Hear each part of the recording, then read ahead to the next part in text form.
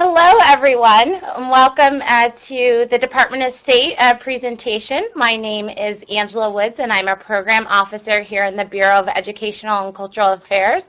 And I'm here with my colleague, Noah Clark, who is in our Counselor Affairs office. So today we will be talking about study abroad opportunities that we offer here at the State Department. And then we will follow up with opportunities or safety, talking about safety abroad and talking about resources that are available for you at our embassies overseas. So we'll go ahead and get started. I hope you've been enjoying the fair thus far and been learning a lot of information through the various booths. So the Department of State is the lead foreign affairs agency of the United States government, and our mission is to create a more secure, democratic, and prosperous world for the benefit of the American people and the international community. And the bureau that I'm a part of is the Bureau of Educational and Cultural Affairs, often referred to as ECA. And our mission is to increase mutual understanding between the people of the United States and the people of other countries through educational and cultural exchanges that support the development of peaceful relations. And we do this through a variety of different exchange programs. And so we offer cultural exchanges, sports, and also academic exchanges. Today, I'll be focusing mainly on academic exchanges. But overall, we have about 50,000 exchanges that we offer each year, and this is for both U.S. and international students coming here to the U.S. And for the international students, they represent about 160 countries each year. And this year within ECA, we are celebrating our 75th year of exchanges. And so we'll have lots of information that will be available online about ways that you could help join in that celebration. Here I just wanted to briefly show you all our diversity statement for our Bureau. I won't read the full statement, but I just want to highlight one portion of this statement that says opportunities are open to people regardless of their race, color, national origin, sex, age, religion, geographic location, socioeconomic status, disability, sexual orientation, or gender identity. And pretty much that is to say that all of our programs are open to everyone. And so it doesn't matter what your background is, we have opportunities that are available for you. Here's just a brief overview of what we will cover today. So I'll talk a little bit about our Fulbright Program, the Gilman Scholarship Program, Critical Language Scholarship Program, and then we'll talk about safety abroad services. So our first program is the Fulbright Program, and it's a U.S. government's flagship academic exchange program. It was created back in 1946 by Senator Fulbright, and he signed legislation to actually create the program. And Fulbright is a two-way exchange program, and so we have about 360,000 alumni, U.S. alumni, who've participated in the program and gone overseas. And then we have international students that come here on the Fulbright program, representing about 160 countries worldwide. Today, I will specifically talk about our U.S. Fulbright programs. And so the first one is our Fulbright U.S. Student Program. And this offers grants to U.S. college graduates and graduate students to study or conduct research abroad or serve as an English teaching assistant overseas. The grants are for 1 year, and they're in more than 130 countries worldwide. And as you can see, we offer about 1,900 awards annually. One thing to know about the Fulbright U.S. Student Program, for some of the countries that you travel abroad in, you will have to have some prior language experience in order to participate in that program. So China, for example, is one of those countries in which you have to have a little bit of prior experience in the Chinese language. So I encourage you, as you're looking at the Fulbright information, to look at their requirements for the particular country that you're applying for. Our next Fulbright program, and it's actually our largest U.S. program, is our English Teaching Assistant Program. And this is an opportunity for U.S. students to be English teaching assistants overseas, and this is to help underserved populations overseas to improve their English language abilities. And while you're on the program, you may actually pursue individual study or research as well while you're a Fulbright ETA. But I encourage you to take a look at the website to find out more information about both of these Fulbright programs and other Fulbright programs that we offer through the State Department. Our next program is the Benjamin A. Gilman International Scholarship Program. This is a grant that's offered to undergraduate students only who have a financial need, and so you must be a Pell Grant recipient in order to qualify for this particular scholarship. But this is for students who have already found their own study abroad opportunity, so whether it's through their college or university or another study abroad agency. Once you have been selected for that study abroad program, then you could apply for a scholarship to help fund your overseas experience. And so students could apply for a scholarship up to $5,000. If you are studying a critical language such as Chinese, Arabic, Swahili, and a few others, you could qualify for an additional $3,000 in scholarship. And so this is a total of about $8,000 that you could receive to apply to study abroad. As you will see, you must be a U.S. citizen. If you're enrolled in a 2-year community college, then you have to be participating in a study abroad program that's a minimum of 2 weeks long. If you're in a 4-year institution, you must be participating in a program that is minimum of 4 weeks long. And so make sure that you're looking at that when you're applying to the program. For the Gilman Scholarship, we have opportunities for students to study abroad in the fall, spring, and summer semesters, as well as on a full academic year program. Our next program is the Critical Language Scholarship Program, and this is open to both U.S. undergraduate and graduate students, and this is the opportunity for them to do an intensive language study and cultural immersion program overseas. We offer about 500 scholarships for this summer program, and as you could see there are 13 languages that are offered as part of this program. One of the things that you should note are some of the languages you do have to have prior experience in the language, and so those languages are Arabic, Chinese, Japanese, Persian, and Russian. You have to have at least 1 year of prior experience in those languages in order to qualify for the program. But that still leaves quite a few other languages that are available to you at the beginner level for you to apply. And just note that this is a summer-only program. Applications generally open during the fall semester and are due usually about mid-November for you to apply. And this is a fully funded program for you to travel overseas. And I just wanted to briefly mention here the National Clearinghouse on Disability and Exchange. This is actually something that was created and funded by the Bureau of Educational and Cultural Affairs. And so they provide resources to promote the participation in international exchange programs by people with disabilities.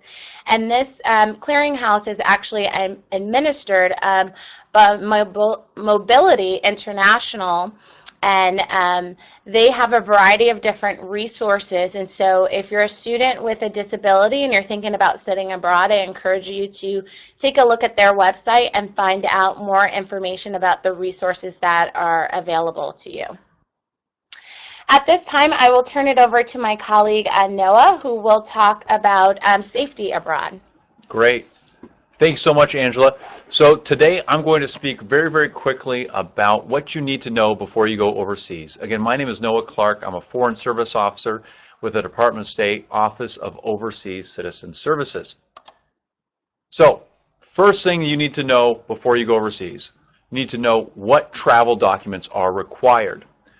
No matter where you go, you're going to need a U.S. passport. If you already have a U.S. passport, great. However, you need to open up that passport and look at the expiration page on the biometric page. That's the first page inside your passport. When you travel overseas, make sure it has at least 6 months validity, as most countries require a passport with 6 months validity. If you don't have a passport, go and get one right now, or as soon as possible. The reason why, You can avoid a $60 expedite fee by applying early for a passport. And also, once you have your passport, you'll be able to go and apply for a foreign visa. Most countries require students to have a visa in order to study there. Once you're overseas, in case you lose your passport or it's stolen, make sure you report it as lost or stolen. The first thing you would do is go to the local police, get a police report. You take that police report, you go to your local U.S. embassy or consulate, report the passport lost or stolen. The embassy or consulate will then issue you a replacement passport. The second thing you need to know is about your destination. You've got to get informed. Well, there are over 80 million Americans that travel overseas every single year, over 7 million that live overseas, and more than 280,000 Americans that study overseas every single year. And the Office of Overseas Citizen Services, our job is to keep those Americans informed. So go to travel.state.gov. Don't worry, I'll repeat that a lot during the presentation. Travel.state.gov, and find information out about every single country in the entire world. On these pages, you'll find information about the local U.S. embassy or consulate. You'll find information about vaccinations, entry requirements, currency regulations, safety issues, all of those type of issues. So go to travel.state.gov and learn a little bit about your destination. Third, you need to know what to plan for. We always talk to anyone going overseas to check their health insurance, what they're covered for and what they're not covered for. If you're going to study overseas, you're going to get sick. I know studying overseas, I got sick a lot. I'm sure the same thing happened to Angela when she studied overseas. Well, make sure you're covered in that type of medical emergency. Also, if you're going to do something extreme like hike the Incan Trail or go in the Himalayas for a hike, make sure you have medical evacuation insurance. Most health insurance plans do not have medical evacuation coverage, and these can be very, very, very expensive. A medevac can cost anywhere from $10,000 to $250,000, so you might want to look into that. Also, when you go to travel.state.gov, in the top right search bar, type in traveler checklist. You'll get a laundry list of things that you should consider before going overseas. Next, you need to know how to stay up to date when you're overseas. The best way to do this is to go onto travel.state.gov and look for our Smart Traveler Enrollment Program. We call it STEP, our Smart Traveler Enrollment Program. Register with us through the Smart Traveler Enrollment Program, and there'll be two benefits that you'll get. First of all, in the case of some type of disaster or terrorist attack, some big cataclysmic event, we'll be able to contact you and find out your last known whereabouts. That's really helpful in a situation like that. Also, on a more routine basis, we'll be able to send you out information like routine messages about voting overseas or about security messages. You'll be able to stay up to date all through that registration. You also need to know where to go for assistance. Well, you can always go to your local U.S. embassy or consulate, and our embassies and consulates overseas provide a variety of service. One of the things that we provide is assistance to arrested Americans. Hopefully, none of you end up arrested overseas. So we encourage you to find out about local laws and adhere to them. However, if you can't keep yourself out of trouble, don't worry. We won't bail you out, but we'll come and visit you. I know when I visit my prisoners overseas, I always bring them chocolate chip cookies. That's not a reason to get locked up abroad, but don't worry, we'll help you out if you're arrested overseas. We also respond to crises, assist in the case of a medical emergency. We'll conduct and coordinate welfare and whereabout visits, and we'll help you out and issue an emergency passport if you need to travel immediately. We'll also help out in the case of a death. About 11,000 Americans unfortunately die overseas. Those are typically folks that live overseas long term. We'll help out destitute Americans that need to travel back to the United States. Say, for example, that's lost all their money, they're broke, and they don't have much of a family support system back in the States. We'll give them a loan, issue them a new passport, and send them back to the States where they can get help. will also help victims of crime, kidnapping, and terrorism overseas. And finally, you need to know where to look. So I mentioned this website many times, but the first place you should go is travel.state.gov. Again, there's search bars at the top right, and there's also a search bar for the country in the middle left of the page. I encourage you to go there and find out as much as you can before you go overseas. You can also visit studentsabroad.state.gov. And finally, you can visit usembassy.gov, and that will give you a listing of all the different embassies and consulates overseas. But this information is also available on travel.state.gov. All right, so thank you all for listening in today. You will have our contact information there, so if you have any follow-up questions, feel free to go to the websites or send an email. Also, there's lots of information that's available in the booth, so please take a look at the various documents and videos and links that you could click on to find out more information, as well as we have representatives who are available right now to chat with you and to answer some of your questions.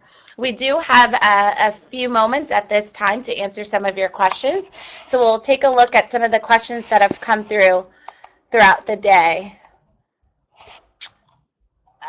So we have one here, and it says, are any of these scholarships not need-based? The only scholarship we talked about today that was need-based was the Gilman Scholarship. You do have to be a Pell Grant recipient. However, the Critical Language Scholarship Program and the Fulbright Scholarship is not a need-based scholarship, so it's more merit-based, so you do have to have the other eligibility requirements that you have to meet as part of those scholarships. Feel free, if you have any questions, to type them into the little chat box, and we'll respond to you.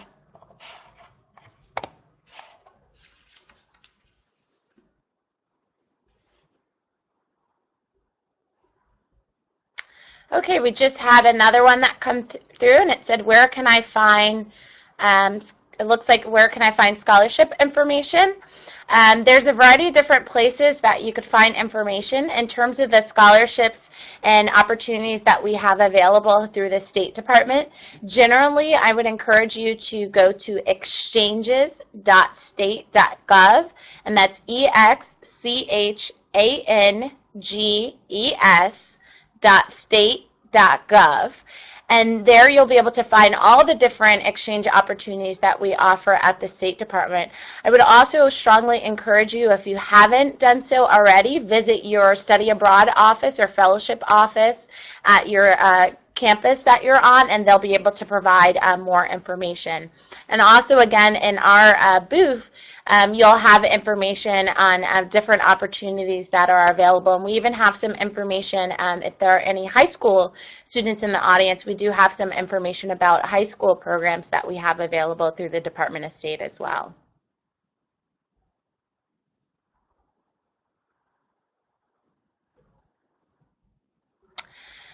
We got a question that says, is there any scholarships for students with learning disabilities? We don't necessarily have specific scholarships that are designated for students with learning disabilities.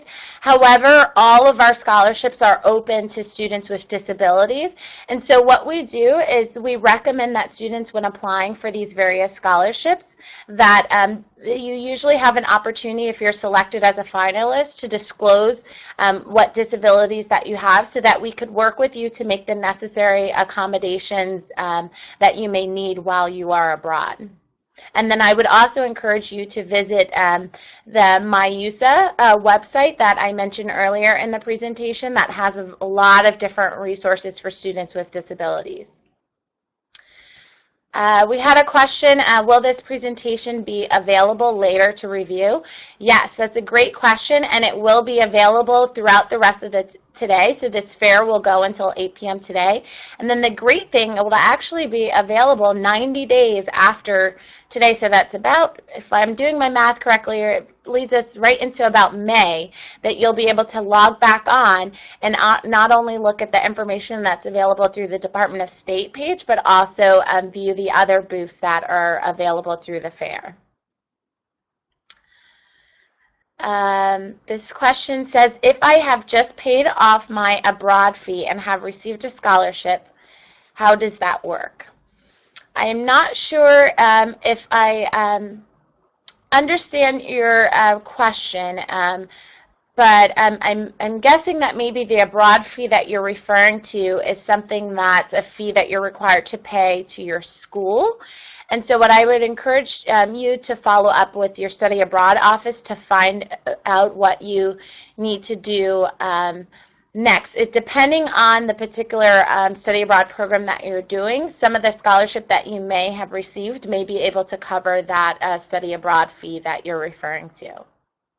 Hopefully that answers your question, and if not, please provide a little bit more specifics and I'll try to answer that.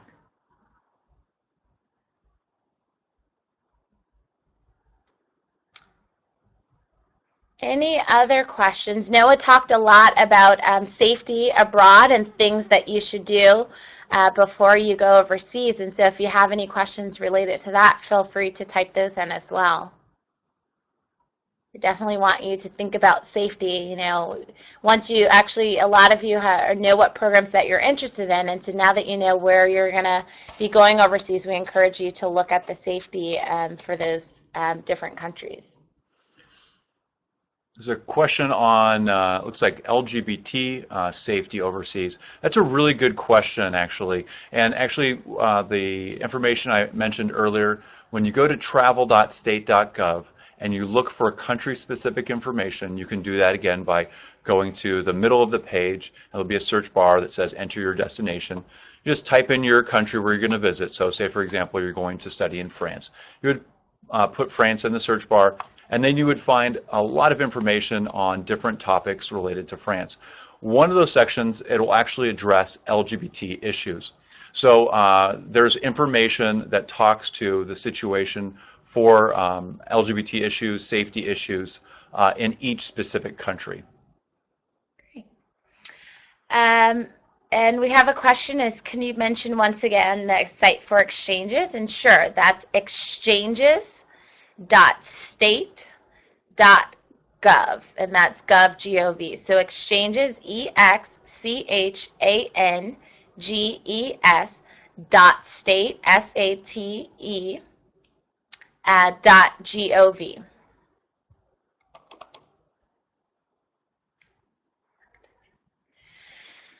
So we have a question here, how can I find a university where there's naval architecture and marine engineer department?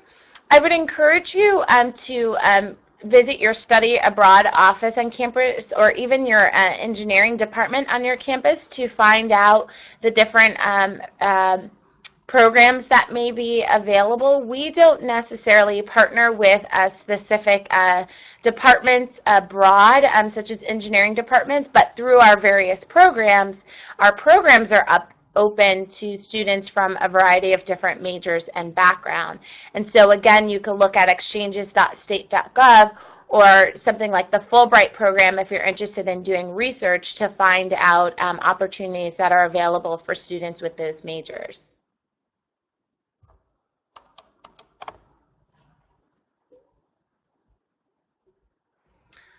We have just a few more minutes, so if you want to type in a few more questions, we'll try to get to them. Otherwise, again, there we have our booth where there's a lot of valuable information in there. There's links to some of the safety websites that Noah mentioned in his presentation, as well as we have information about the different programs I talked about, as well as some other programs that we offer through the Department of State.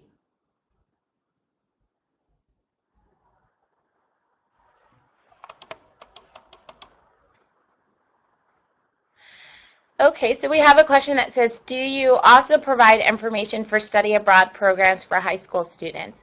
Yes, we do. We have a variety of different programs for high school students. In fact, one of the programs, similar to the Critical Language Scholarship program that I mentioned for undergraduate and graduate students, we have a high school version of that program, which is called the National Security Language Initiative for Youth, and that's an opportunity for high school students to study abroad and to do a language intensive program abroad. If you go within the virtual booth, we have a link to the website that has all the information about our high school exchanges, as well as there is a one-pager that you could download that has some information about specific programs listed there. There's a question that says, is there full undergraduate scholarships? And so I think you're trying to ask, are there fully funded undergraduate scholarships? We do have a variety of fully funded scholarships that are available through the State Department, both for U.S. students traveling overseas as well as our international students coming here to the U.S. And so I would encourage you, again, to go to exchanges.state.gov, and actually when you log on to that website, you'll be able to select whether you are an international student or a U.S. Citizen, and then it will direct you to the various programs and scholarships that are available for you.